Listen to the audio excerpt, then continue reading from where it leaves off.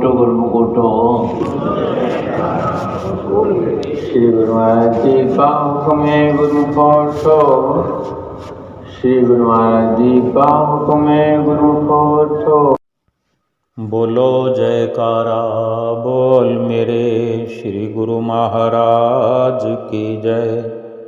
सभी गुरुमुख प्रेमियों से सब प्रेम जय सच्चिदानंद।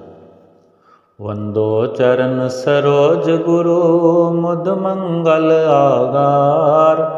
जय सेवत नर होत हैं भव सागर से पार। गुरु जी के सुमिरन मात्र से नाशत विघ्न अनंत। तासे सर्वारंभ में ध्यावत हैं सब संत। बड़ा ही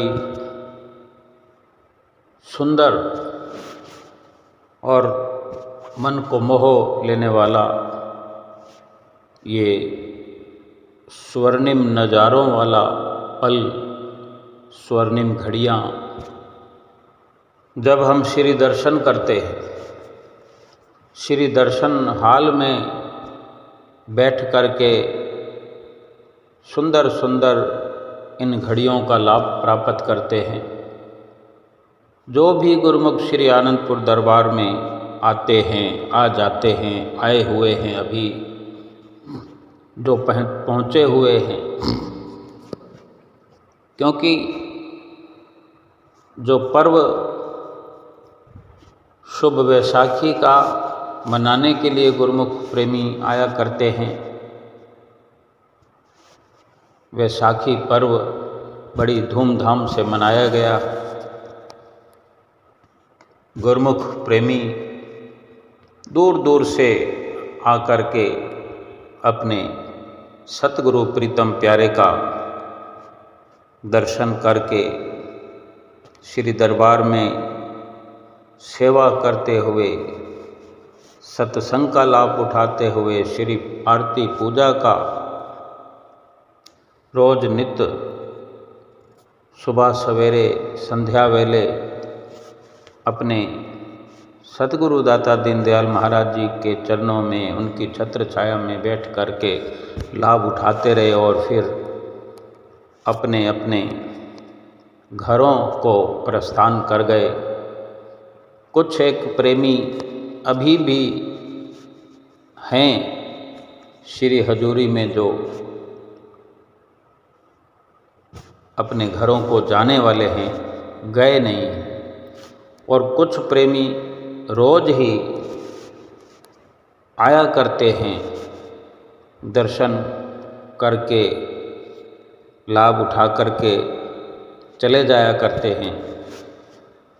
जहाँ पर भी श्री गुरु महाराज जी विराजमान हुआ करते हैं, श्री आनंदपुर धाम हो, श्री प्रयाग धाम हो, श्री संत नगर हो, परम धाम हो, अमर धाम हो, विवेक धाम हो, निज धाम हो,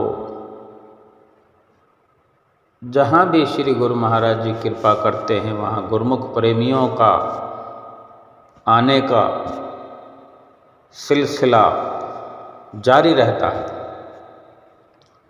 ये वो घड़ियाँ नसीबों वाली हुआ करती हैं जो गुरुमुख प्रेमी विरले विरले नसीबों वाले, ऐसी नसीबों वाली घड़ियों को पा करके अपना ये जन्म सफल करते, अपने जीवन का लाभ उठाते हैं। और स्वर्णिम लाभ जीवन का यही है। और ये शिक्षा प्राप्त करते हैं गुरुमुख प्रेमी सतगुरुदेव महाराज जी के मुखारविंद से समय समय पर जो वचन हुआ करते हैं। एकमात्र इशारा श्री गुरु महाराज जी का हम सभी गुरुमुख प्रेमियों के लिए यही होता है कि दुनिया में इंसान आया है, दुनिया का काम व्यवहार करे दुनिया में सभी काम करते हुए, सभी व्यवहार करते हुए, कुटुंब परिवार को चलाते हुए अपने असली काम को न भूले, सत्य और झूठ का ख्याल रखे। क्योंकि दुनिया को संतों महापुरुषों ने झूठा करार दे दिया है, संसार को, जग को झूठा बताया है। जब से इस झूठे संसार की रचना हुई है तभी से एक इशारा संतों महापुरुषों का होता रहा है कि ये संसार झूठा है। झूठे संसार में थोड़ा विचार से इंसान को रहने की ज़रूरत है कि कहीं इसे सत्य समझकर इसमें लिप्त न हो जाए। जो सत्य है, जो स्थिर है, जो स्थायी है, जो विश्वास करने के काबिल है, जो प्रीत लगाने के काबिल है, चित्त जोड़ने के काबिल है, वो प्रभु का नाम है। और यही प्रभु का नाम सत्य है। और ये प्रभु का नाम सुमरन, सत्संग, भजन, कीर्तन, श्री आरती, पूजा, सेवा, यही जीवन सफल करने वाले हैं और परलोक भी संवारने वाले हैं। और गुरुमुख प्रेमी जब अपने नैना अभिराम हृदय सम्राट सतगुरु दाता दीनदयाल महाराज जी की छत्र छाया में बैठ करके ये सभी प्रकार के लाभ प्राप्त किया करते हैं, कर रहे हैं, वे स्वयं अनुभव करते ही हैं कि एक एक शब्द सतगुरु का सत्य है, एक एक वचन सत्य है। और जो गुरुमुख प्रेमी सतगुरु के वचनों को शिरोधार्य करते हैं, सतगुरु के वचनों पर अमल करते हैं, बार बार जो ये हिदायत होती है कि 5 नियमों की पालना करो, 2 घंटे भजन अभ्यास करो, जो गुरुमुख प्रेमी इस आज्ञा को सतगुरु की अपने शिरोधार्य करते हैं और अपने ही काम में लगे रहते हैं, वो संसार में बेशक रहें, संसार के कार्य व्यवहार बेशक करें, लेकिन उन्हें ये बखूबी समझ रहती है हर वक़्त, हर पल, हर घड़ी कि मेरा असली काम जो है वो सतगुरु के आज्ञा व मौज पर चलने का है, उनकी हिदायतों को मानने का ही मेरा असली काम है। बेशक संसार में रहकर कार्य व्यवहार भी करना है। सभी गुरुमुख प्रेमी संसार में रहकर कार्य व्यवहार करते हैं, काम धंधा करते हैं, रोजी रोटी कमाते हैं, घर परिवार चलाते हैं, बच्चों का लालन पालन करते हैं, लेकिन उन सब के मोह में नहीं फंसते। संसार में किसी भी प्रकार लिप्त नहीं होते, तभी तो सौभाग्यशाली कहलाते हैं। श्री गुरु महाराज जी कितनी अनेक प्रकार से सुंदर सुंदर लीलाएं गुरुमुख प्रेमियों के सम्मुख करते हैं। उनका चित्त जो है संसार से बार बार हटाने का प्रयास करते हैं। जो गुरुमुख प्रेमी सतगुरु के दर्शन करते हुए उनकी लीलाओं में खो जाते हैं। अभी 2-3 दिन पहले 22 तारीख को यूँ तो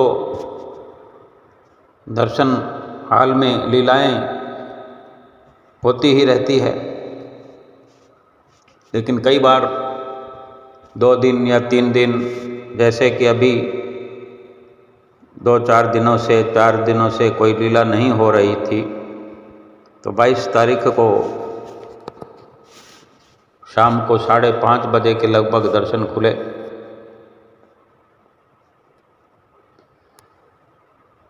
और गुरुमुख प्रेमी समय पर पहुँचे हुए श्री दर्शन हाल में इंतज़ार कर रहे थे। कुछ अधिक इंतज़ार करना पड़ा। श्री गुरु महाराज जी 5:30 बजे के करीब श्री दर्शन हाल में कृपा फरमाई और संगत बहुत कम है, क्योंकि त्यौहार के अवसर पर ही अधिक संगत हुआ करती है। त्यौहार से अधिक पहले 15 दिन पहले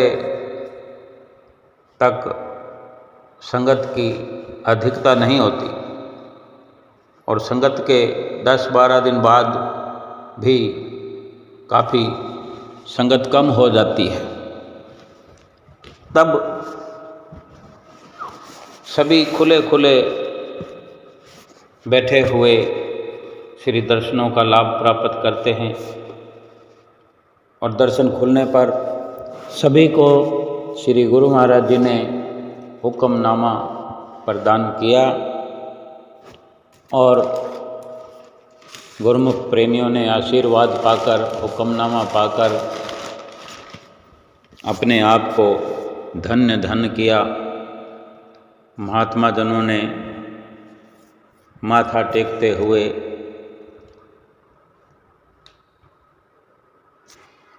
आशीर्वाद प्राप्त करके अपने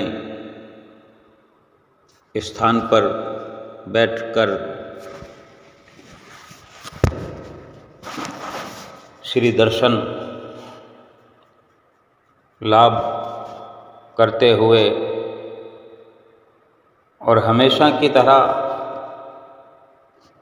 सत्संग हुआ। तत्पश्चात सभी गुरुमुख प्रेमियों को मत्था टेकने का अवसर मिला, जो कि हमेशा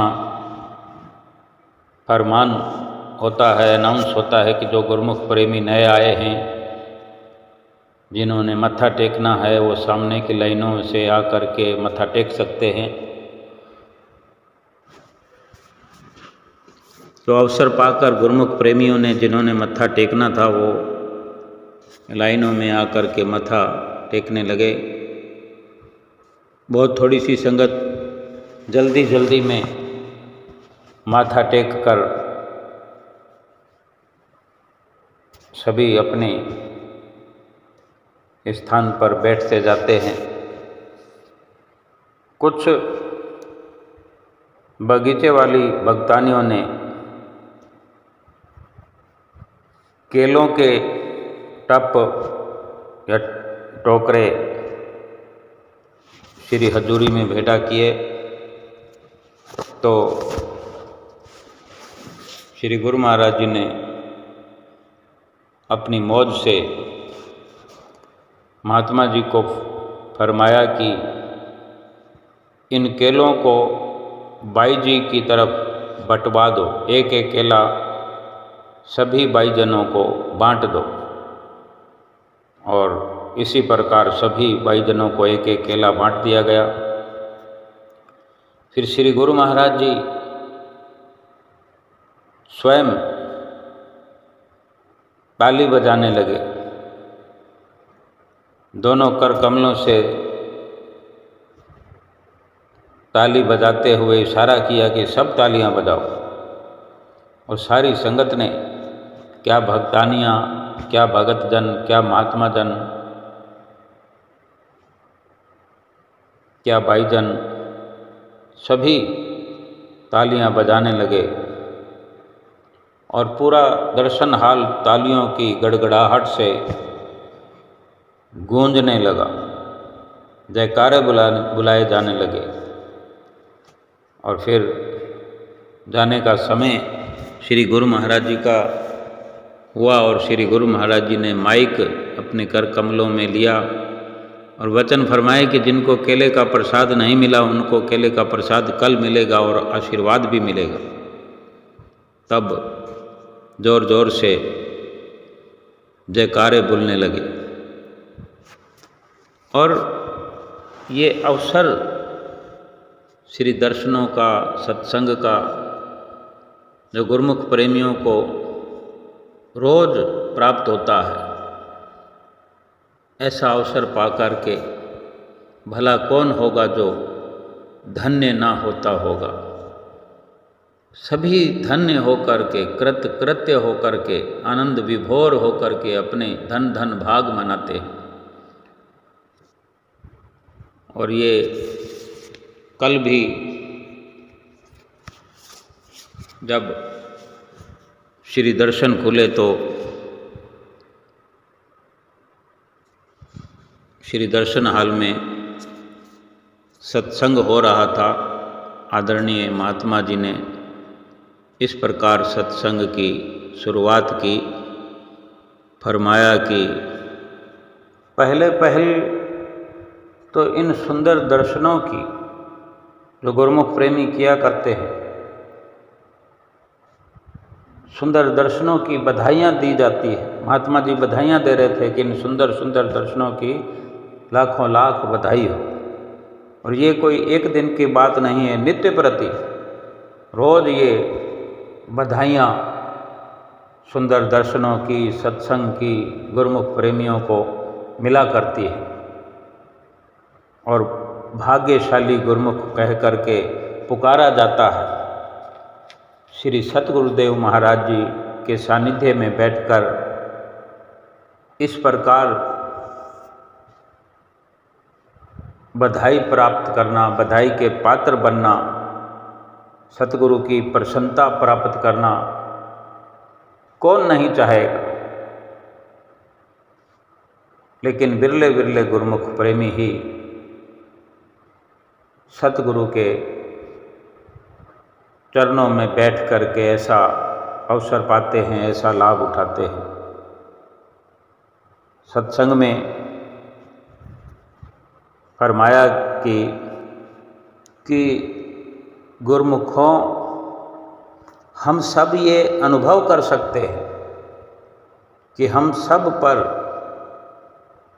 श्री गुरु महाराज जी की असीम कृपा है, जो कि हम गुरुमुखों को अपनी चरण शरण में लेकर ऐसी नाम की सच्ची दात प्रदान कर रहे हैं। संसार में रहते हुए हमें वो सच्ची वस्तु प्रदान कर रहे हैं कि संसार में रहते हुए सदा सदा ये जीव सुखी और खुशहाल रह सकता है। यही तो महापुरुषों की हम जीवों पर असीम कृपा है, जो रात और दिन बरसती है, बरस रही है।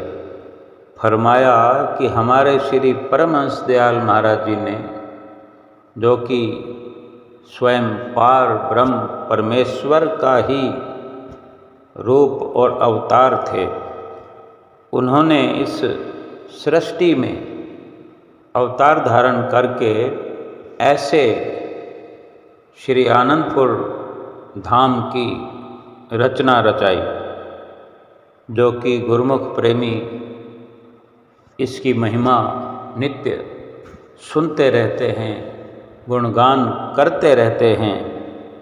सभी परमहंसों ने सभी स्वरूपों में इस रचना को आगे से आगे बढ़ाया, इस रचना को रचाया हमारे लिए, भक्ति व परमार्थ के लिए, हमें भक्ति की राह पर चलाने के लिए हर रूप में आपने आगे से आगे श्री आनंदपुर धर्म की रचना को बढ़ाया। आज भी उन्हीं के स्वरूप, उन्हीं के रूप श्री हजूर गुरु महाराज जी छठे रूप में, जिनकी छत्र छाया में हम बैठ करके लाभ प्राप्त कर रहे हैं, इस दरबार की रचना को श्री हजूर गुरु महाराज जी रात और दिन कठिन परिश्रम करते हुए आगे से आगे बढ़ा रहे हैं।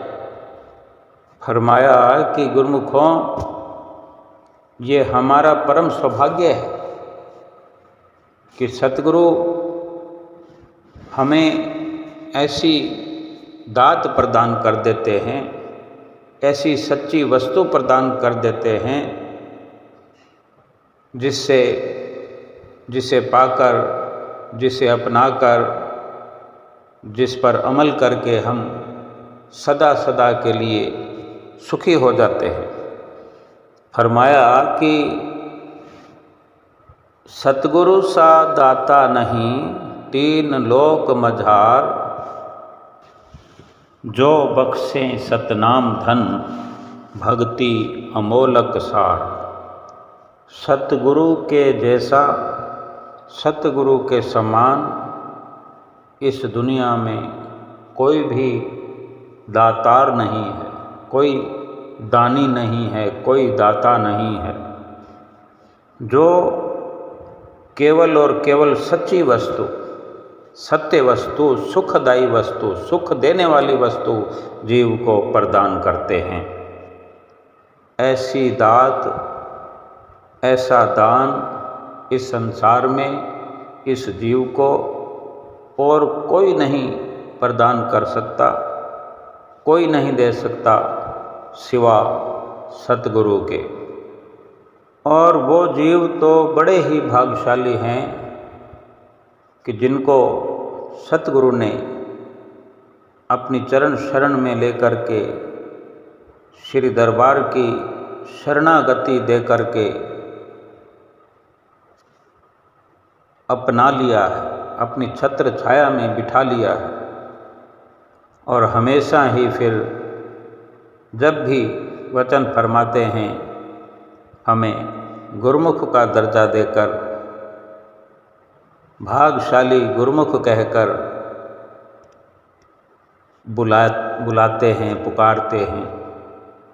ये कितनी उनकी दयालुता है, कितनी असीम दया है उनकी, और हम कितने भाग्यशाली हैं जो हमें भाग्यशाली कहकर पुकारते हैं।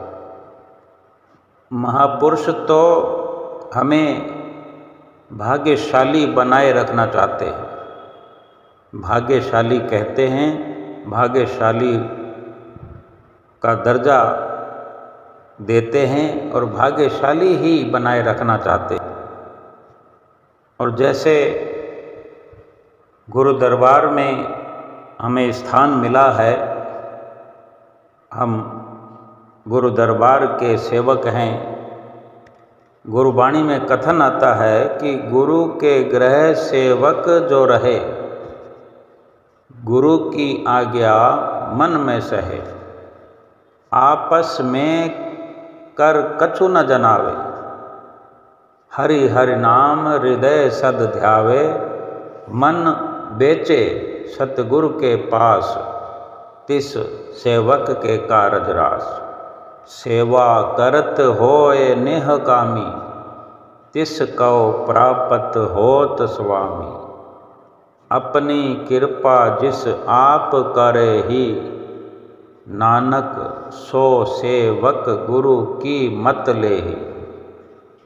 ये गुरुवाणी के वचन है। भाव यही है कि गुरु के गृह सेवक जो रहे, कि जो गुरु की शरण में आ गया है, गुरु के घर में आ गया है, यानी जो सतगुरु की रहनुमाई में आ गया है, जो सतगुरु की आज्ञा को शिरोधार्य करके चलता है, गुरु के गृह सेवक जो रहे, गुरु की आज्ञा मन में सहे। जो गुरु की आज्ञा अपने सिर पर धारण कर लेता है, अपने मन में बिठा लेता है, सेवा करत होए निहकामी, किसी प्रकार की सकामता ना रखे सेवा करते हुए, निष्काम बन के, निहकामी बन करके सेवा करे। सेवा करत होए निहकामी, तिस कौ प्राप्त होत स्वामी। अपने स्वामी की प्राप्ति उसी को होती है, परमात्मा की प्राप्ति, प्रभु की प्राप्ति उसी को होती है जो निष्काम भाव से उसको भजता है, उसकी सेवा करता है, उसका सुमरन करता है। वो बड़ी आसानी से अपने प्रभु को, प्रीतम को पा लेता है और अपने आप को जनाने का प्रयास न करता है। आपस कौ कर कछु न जनावे, अपने आप को किसी गिनती में न ले कि मैं सेवा करता हूँ, मैं ये करता हूँ। बस हर वक़्त नाम से जुड़ा रहे, सत्संग से जुड़ा रहे, सतगुरु के ध्यान में लगा रहे, सतगुरु से प्रेम ही हर वक़्त, हर पल, हर घड़ी धारण किए हुए रहे। अपने मन की तो चलावे ही नहीं, बल्कि अपने मन को अपने पास रखे ही नहीं, मन को सुपुर्द कर दे सतगुरु के चरणों में। मन बेचे सतगुरु के पास, जो अपने मन को सतगुरु के हवाले कर देता है, उसके सारे कार्य रास हो जाते हैं।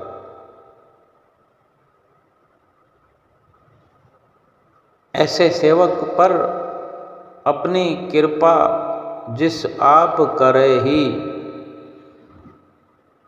नानक सो सेवक गुरु की मत ले ही। जो गुरु की मति पर चलता है, जो गुरु की मति को धारण करता है, अपनी मनमति का त्याग करता है, उस पर सतगुरु परमात्मा हर वक़्त कृपा करते हैं। अपना हाथ सदैव अपने सेवक के सिर पर रखते हैं और वही सेवक इस जीवन को सुखमय तरीके से व्यतीत करते हैं। सुखमय जीवन व्यतीत करके इस लोक में भी सुखी और परलोक को भी सुहेला करते हैं। हर प्रकार से ऐसे गुरुमुख प्रेमी सेवक सुरक्षित रहते हैं, चिंता मुक्त रहते हैं, भय मुक्त रहते हैं। किसी प्रकार की चिंता नहीं होती, किसी प्रकार का भय नहीं होता, कभी असुरक्षा की भावना उनके चित्त में नहीं आती, क्योंकि सतगुरु का हाथ सदा उनके सिर पर रहता है। एक गुरु गोविंद सिंह जी महाराज के समय का दृष्टांत सुनाया। श्री गुरु गोविंद सिंह जी के समय का एक सेवक और स्वामी के बीच में जो सच्चा रिश्ता है, जो प्रेम का रिश्ता है, उसका वर्णन करते हुए ये दृष्टांत सुनाया कि राजा भीमसेन हुए हैं। राजा भीमसेन के राज्य से, वहीं से श्री गुरु गोविंद सिंह जी महाराज का वहाँ से गुजरान हुआ। पुराने समय की बात है, उन वक्तों में आज की तरह तो साधन हुआ नहीं करते थे, तो घोड़े पर अधिकतर महापुरुष सवार होकर सफ़र किया करते थे और साथ में भी जो संगत वगैरह हुआ करते थे गुरु सिख, वो भी साथ में हुआ करते हैं। तो वहाँ से जो गुजरान हुआ, तो कोई भी राज्य के नज़दीक से गुजरता है या राज्य के अंदर से या पास से किसी का गुजरान होता है इस प्रकार, तो सारी खबर राजा को मिल जाती है कि राजा के गुप्तचर जो हैं इधर उधर सभी प्रकार की सूचनाएं प्राप्त करते हैं और राजा तक पहुंचाते हैं। राजा भीमसेन को पता लगा जैसे पता चला तो राजा भीमसेन प्रस्तुत हुआ श्री गुरु गोविंद सिंह जी महाराज के चरणों में और विनती करने लगा कि महाराज, जब आप इधर से आगे को जा ही रहे हैं तो कृपा करें हमारे राज्य में कुछ समय रह करके हम सेवकों को भी कृतार्थ करें, ज्ञान की रोशनी बख्शें। तो महापुरुष तो ना जाने स्वयं ही कोई योजना बनाकर आते हैं किसी का उद्धार करने के लिए, किसी का बेड़ा पार करने के लिए, कौन जानता है। लेकिन महापुरुष तो सब जानते हैं, अंतर्यामी होते हैं। तो विनती मंजूर कर ली। विनती मंजूर हुई तो फिर गुरु महाराज जी ने एक व्यवस्थित जगह पर डेरा डाल दिया, अपना खेमा लगा लिया, जिसे कहते हैं तंबू लगा लिया, और जहाँ पर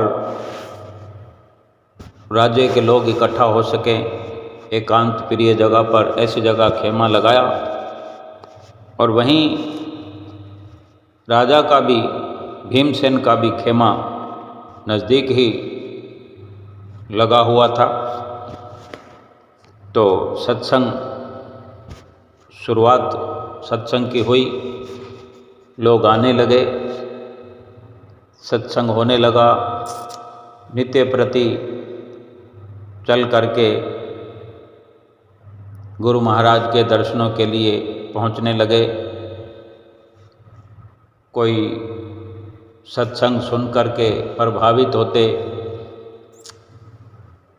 तो अपने गुरु महाराज से अपनी मन की बात भी करते। गुरु महाराज जी सभी का समाधान करते। तो ये सिलसिला शुरू जो हुआ तो आसपास के राज्यों से, आसपास के गांवों से भी लोग आने लगे। जितना संभव होता उतना दूर दूर से भी आने लगे। गुरु महाराज जी के वचन सुनने लगे, उनकी अनेक प्रकार की लीलाएं जो हुआ करती थी, कुछ चमत्कार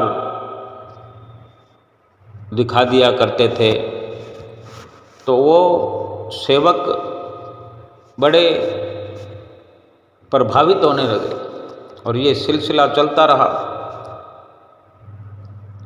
और ये सब देख करके वहाँ का जो राजा भीमसेन, जिसने विनती किया, जिसने गुरु महाराज जी को अपने राज्य में रहने के लिए विनती की, और वही राजा ये सब देख करके इतनी बढ़ती हुई संगत, जब देखो भीड़ लगी रहती है श्री गुरु गोविंद सिंह जी महाराज जी के खेमे में, देख करके आश्चर्यचकित हुआ। लेकिन उसे तकलीफ होने लगी, क्योंकि पहले लोग अपनी समस्या लेकर के राजा भीमसेन के पास आया करते थे।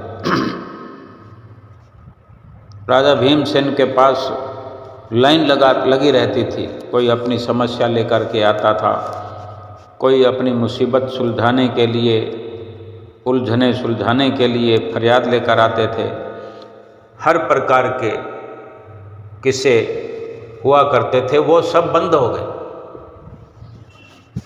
अब सभी लोग, क्या उनके राज्य के लोग, क्या आसपास वाले राज्यों से आए हुए, गांवों से आए हुए, सभी के सभी गुरु महाराज जी के खेमे में ही जाते हुए दिखाई देते हैं। वहाँ पर सत्संग हो रहा है, सब कुछ वहीं पर लोगों का तांता लगा हुआ है। और राजा भीमसेन के पास अब कोई नहीं आकर पूछता, तो उसे बड़ा दुख होने लगा, दुखी हो गया और सोचने भी लगा कि क्या करूं, मुझे तो कोई पूछता ही नहीं है। दुख हुआ कि जलन होने लगी उसे। और इस प्रकार का जो जिसके अंदर जलन जैसा भाव आ जाता है, फिर बड़ी बेचैनी को बढ़ा देता है। राजा भीमसेन ने अपने गणमान्य लोगों से सलाह की कि क्या करें, क्योंकि उसकी जो पहले पूछ हुआ करती थी, जो मान सम्मान हुआ करता था, वो सब खत्म होता हुआ दिखाई देने लगा। तो अब वो ये विचार कर रहा है, सलाह कर रहा है, मशवरा कर रहा है कि किस प्रकार इनको श्री गुरु गोविंद सिंह जी महाराज के बारे में, कि कैसे इनको यहाँ से विदा किया जाए, इस राज्य से विदाई की जाए, या कुछ ऐसा हो कि इनसे युद्ध किया जाए। कोई ऐसा कारण नज़र आए कि इनसे युद्ध करके, इनको हरा करके यहाँ से विदा किया जाए, कैसे भी करके। एक तो वो दिन था जो नम्र निवेदन करके अपने राज्य में रहने के लिए राजा भीमसेन ने कहा, और अब वहाँ से विदा करना चाहते हैं। तो सलाह करके फिर ये निर्णय निकाला कि अपने एक मंत्री को, विश्वसनीय मंत्री को अपने पास बुला करके उसे हुक्म दिया कि तुम जाओ उस खेमे में जहाँ सत्संग होता है, वहाँ नित्य प्रति 1 महीने तक पूरा नित्य नियम से सत्संग सुनने में व्यस्त हो जाओ। एक एक बारीकी का अवलोकन करो, कहीं भी कोई कमी, कोई गलती नज़र आए तो तुरंत आकर खबर करो कि हम इंतज़ार में हैं, कि कहीं कोई त्रुटि हो, कहीं गलती हो, कहीं भी कोई कमी हो तो हम युद्ध करना चाहते हैं और उनको विदा करना चाहते हैं। तुम हर पल लगे रहो। तो वो मंत्री राजा का हुक्म पा करके चला गया। जब जब भी सत्संग का प्रचार प्रसार होता, तब तब वो नित्य नेम से, क्योंकि यही उसकी ड्यूटी थी, वो सत्संग में बैठ करके मंत्री सत्संग को सुनता, वो नज़ारे देखता, किस से क्या वार्ता हो रही है, किसका क्या समाधान हो रहा है, किसको क्या चमत्कार दिखा रहे हैं, कौन क्या फरियाद लेकर के आ रहा है। सत्संग से सबका मार्गदर्शन करते, किसी को नाम उपदेश करते, सभी खुश प्रसन्न होकर के वहाँ से जाते। इतना समय हो गया, 1 महीना हो गया, लेकिन कहीं कोई त्रुटि उसे नज़र ही नहीं आई।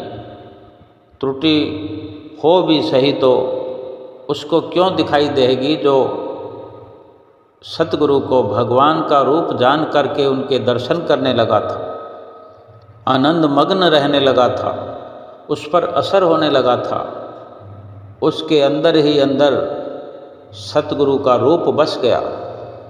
श्री गुरु गोविंद सिंह जी महाराज के दर्शन करके अपने आप को वो कृत करने लगा था। राजा के हुक्म अनुसार 1 महीने के पश्चात राजा साहब के पास पहुंचा और अर्ज करने लगा, महाराज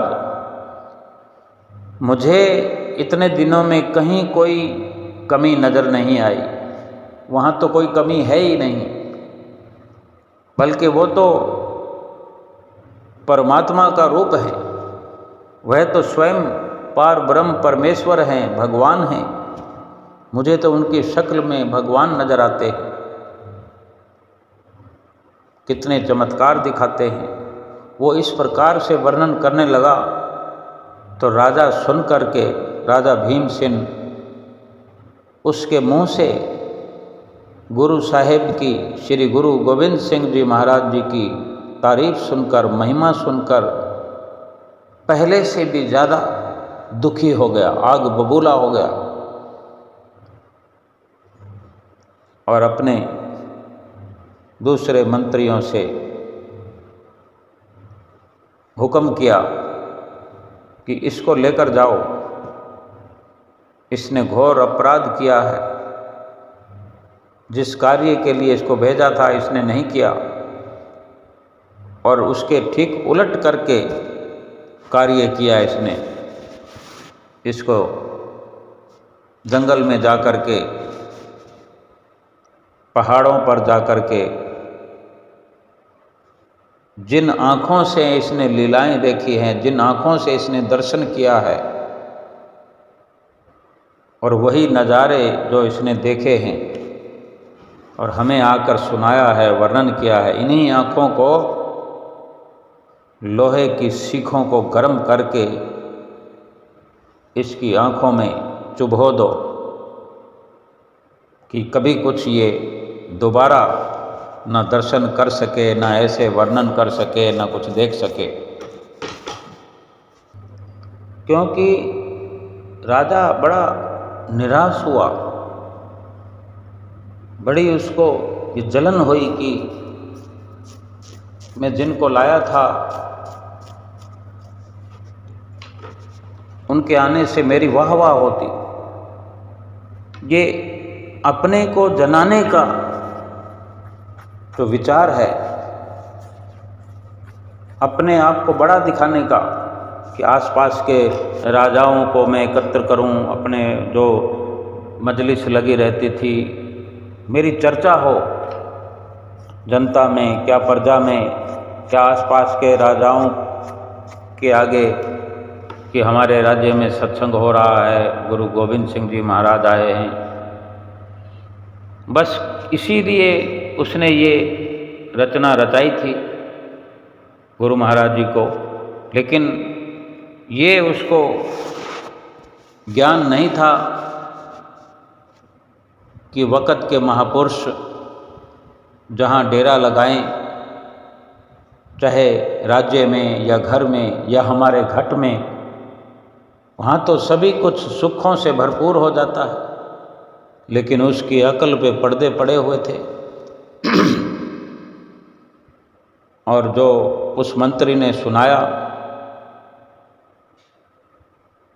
और शिक्षा देने लगा मंत्री कि कुछ भी आप ऐसे संतों के बारे में गलत सोचो ही मत, तो राजा और भड़क गया, क्योंकि वहाँ उसके मिलने वाले दूसरे राज्यों के राजा बैठे हुए थे और वो महसूस करने लगा कि मेरी बेइज्जती हो गई, सभी के सामने आकर मेरे को शिक्षा दे रहा है। तभी उसे ये क्रोध आया और ऐसा कदम उठाया था और राजा के हुक्म की पालना होने लगी। उसको वहाँ जंगल में पहाड़ों की ओर लेकर गए और सलाखों को गर्म करके जब आँखों में डालने का समय हुआ तो उससे पूछा गया कि भाई तुम्हें कोई ख्वाहिश है, कोई अंतिम समय में कुछ देखना चाहो, क्योंकि अब काम तमाम होने वाला है, तो आखिरी बार कुछ इच्छा हो तो बता दो। तो उसने कहा ज़रूर, मुझे 2 मिनट का समय दे दो बस, और मेरी कोई इच्छा नहीं है, कहीं जाना नहीं, किसी को बुलाना नहीं। तो उसे 2 मिनट का समय दिया गया और वो 2 मिनट अपने सतगुरु के, क्योंकि उसने अपने सतगुरु का रूप अपने अंदर बसा लिया, क्योंकि इतने दिन तक जो सत्संग सुनता रहा, दर्शन करता रहा, और सतगुरु तो अंतर्यामी होते हैं। सत्संग के अंदर बैठ कर के सेवक क्या सोचता है, क्या उसके भाव हैं, अंतर मन के सुंदर सुंदर भाव को सतगुरु तो पढ़ लेते, तो उसको एक ही याद बनी हुई थी और उसी वक्त उसने यही 2 मिनट का समय मांगा और अपने सतगुरु का ध्यान लगाया आंखें बंद करके। तो 2 मिनट का जो ही समय पूरा हुआ तो वो गर्म हो रखी थी, जो सलाखें गर्म हो रही थी, वो सलाखें उन मंत्रियों ने उस मंत्री के जिसके लिए राजा का हुक्म था वो गर्म सलाखें उसकी आंखों में डाल दी और एक धारा खून की दोनों आंखों से बह निकली और वो गिर गया, बेहोश हो गया। और बाकी सभी मंत्री उसको बेहोश करके इस प्रकार राजा का हुक्म पूरा करके वहाँ से चले आए अपने राज्य में और राजा को सूचना दे दी। अब वो मंत्री वहाँ पड़ा हुआ बेहोश, थोड़ी देर में ही उसे होश आया। आँख खोलने से पहले जैसे उसके चित्त में चेतना आई, होश आया, तो ये ख्याल अंदर पैदा हुआ कि मेरे साथ क्या हुआ था। तो उसको यही लगा कि अब मैं आँखों से तो मैं देख नहीं पाऊंगा। तो ये ख्याल इस प्रकार से करता हुआ अपने हाथों को अपनी आँखों पर फेरा,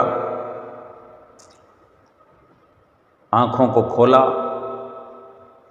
आँखों को खोलते ही क्या देखता है कि वो अपने सतगुरु के सामने बैठा हुआ है, श्री गुरु गोविंद सिंह जी महाराज जी के सामने बैठा हुआ है। श्री गुरु महाराज जी सिंहासन पर विराजमान हैं। जैसे हम गुरुमुख प्रेमी श्री गुरु महाराज जी के सामने श्री दर्शन हाल में बैठ करके दर्शन किया करते हैं, वो वैसे ही श्री गुरु गोविंद सिंह जी महाराज जी के दर्शन करने लगा, जैसे कुछ हुआ ही नहीं। ये थोड़ा सा ही एक दर्श था, उसे गुरु महाराज जी के दर्शन हुए और दर्शन दे करके गुरु महाराज जी आलोप हो गए। अब उसके मन में विचार आया कि ये तो सारी जो मेरी रक्षा हुई है मेरे गुरु महाराज जी ने की है, मेरी आँखों की रोशनी को तो कुछ भी नहीं हुआ, जबकि मेरे साथ जो हुआ तो मैं जिंदा भी ना रहता। तो अब उसका एक ही काम था कि अब मैं जाता हूँ सीधा गुरु महाराज जी के खेमे में, अपने गुरु महाराज जी के आगे जाकर के नतमस्त होकर के उनका शुक्राना अदा करूं, उनका धन्यवाद करूं जो मेरी रक्षा की है। चल पड़ा वहाँ से और पहुँच गया श्री गुरु महाराज जी के चरणों में। जब ये सलाखें चुभोई जा रही थी आँखों में, तो उधर जहाँ गुरु महाराज जी विराजमान थे अपने खेमे में और सत्संग हो रहा था, दर्शन खुले हुए थे, तभी वो सलाखें उन्होंने डाली तो उस मंत्री की आँखों में थी, लेकिन वो असर, वो सलाखें गुरु महाराज जी के चरणों में जा कर के चुभी और वहाँ से खून की धारा बह निकली, जो वहाँ भी दिखाई दी और वहाँ भी। तो वहाँ सेवकों ने पूछा कि महाराज ये क्या लीला है। तब गुरु महाराज जी ने सेवकों को कहा कि आप हमारे दोनों चरणों पर पट्टी बांध दो। तो ये वहाँ लीला हुई, पट्टी बांधी गई और अब ये सेवक मंत्री वहाँ पहुँचा है। तो मंत्री ने जैसे ही दंडवत प्रणाम किया, खड़े होकर चरणों में माथा टेका तो देखा दोनों चरणों में पट्टी बंधी हुई है, और माथा टेकते हुए चरणों को देखता है तो दोनों चरणों में पट्टी बंधी हुई है। तो वो विनती करता है मंत्री कि महाराज मैं 2 दिन पहले ही दर्शन करके गया हूँ और अब आपके चरणों में क्या हुआ जो पट्टी बंधी हुई है। तब गुरु गोविंद सिंह जी महाराज जी ने फरमाया कि भाई जब तुम्हारी आँखों में सलाखें चुभाई जा रही थी उससे पहले तुमने क्या किया। तो वो विनती करता है महाराज मैंने सलाखें चुभने से पहले उनके पूछने पर मैंने 2 मिनट का समय मांगा था और मैंने आपके इन्हीं चरणों का ध्यान किया था और इन्हीं चरणों का ध्यान करते हुए ही उन्होंने मेरी आँखों में वो सलाखें चुभोई। उसके बाद में मुझे कुछ पता नहीं, आँखें खुली तो मैंने आपके दर्शन किए और चल करके मैं सीधा आया हूँ आपके चरणों में मत्था टेकने के लिए कि मेरे गुरु महाराज जी ने मेरी रक्षा की है। तो गुरु महाराज जी ने फरमाया कि अगर तुमने चरणों का ध्यान किया था, तुम्हें हमारी याद आई, तुमने फरियाद की, तो क्या हम तुम्हारी रक्षा नहीं करते। और यही पट्टी बंधी हुई है। यही महापुरुषों के सतगुरु के उपकार हुआ करते हैं कि अपने शरण में आए हुए सेवकों का बेड़ा पार किया करते हैं, उनकी रक्षा किया करते हैं, उनकी हर प्रकार की रक्षा सतगुरु किया करते हैं। जो सेवक आज्ञा में रहते हैं, जो सतगुरु की आज्ञा को शिरोधार्य करके रहते हैं, जो सतगुरु का ध्यान हर वक्त करते हैं,